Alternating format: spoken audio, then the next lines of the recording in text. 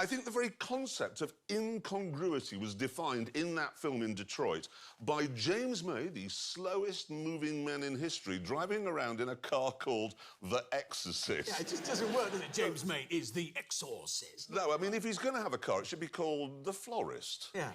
Or The Organist. Simple change to that. The Onanist. Nice. I think the Onanist would work well. Have you quite finished?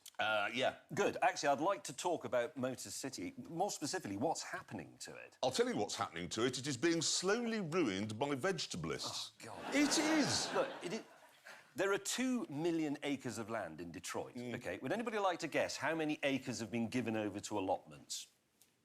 6. I'll tell you, it's 3. 3 acres. 3 acres. And he's driven over 2 of them. Exactly. Yes, and rightly so. It's like cancer. It's not like cancer. It is. It's like saying if you said I've got 2 billion cells in my body and only 3 are cancerous, so I shall do nothing. You don't. You cut them out. Yeah, but cancer is a serious threat to your health. Well, so are vegetables. You do know you're mad. Look, I tell you what I'm mad about. I'm mad as hell about Detroit. Because in 1960, that was the richest city in America, the richest. And now it is the poorest. And no other city anywhere in the world has collapsed that quickly. What about Hiroshima? Apart from Hiroshima. Pompeii.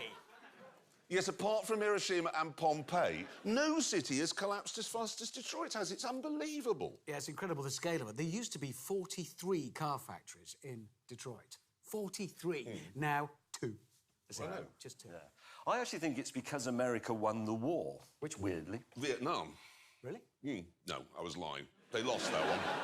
Well, not in all the films they didn't. No, they won in the films, but actually, when you add up all the battles they won, weirdly, they lost the war. Did they? Incredible, yeah. No, I'm actually talking about World War II, because at the end of that, Japan had lost its empire, so it lost all its resources, so they were forced to make compact, economical, efficient cars. And then the oil crisis hit in 1973, and the Americans, with their big V8s, were forced to buy small, compact, economical cars from Japan, and then realised they were better. No, I think it's because American cars are too cheap.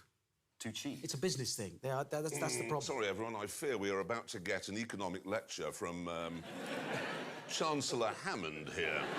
Well, no. The other Chancellor Hammond.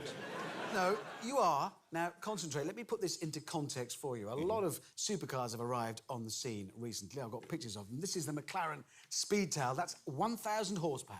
Yeah. Cost £2.1 million. And its wheels are odd. Yeah, they are. They don't match. This is the Aston Martin Valkyrie. That's 1,000 horsepower again. £2.5 million. This one, that's the Ferrari FXX K Evo. 1,000 horsepower, £3.5 million. Best looking Ferrari of all time, It now. does look amazing. Yeah, it does. It is absolutely staggering. However, they've all got 1,000 horsepower, which means they will all be undrivable. Yeah, whereas my Exorcist has 1,000 horsepower and is undrivable for under £100,000. Yes, and that's exactly my economic point. They're selling them too cheap. They're just giving it away. Yeah. If American car makers doubled the price of the cars that they sell, bear with me, they would double the money that they make. It's not that complicated when you think about it, if you follow the logic. I've said before, the wrong Hammond is in charge of Britain's... Yeah, it is incredible. You've got supply and demand graph. If you take away the demand axis, life becomes much easier when it's all just supply. Precisely. The Hellcat that I was driving was priced at £67,000. Yeah.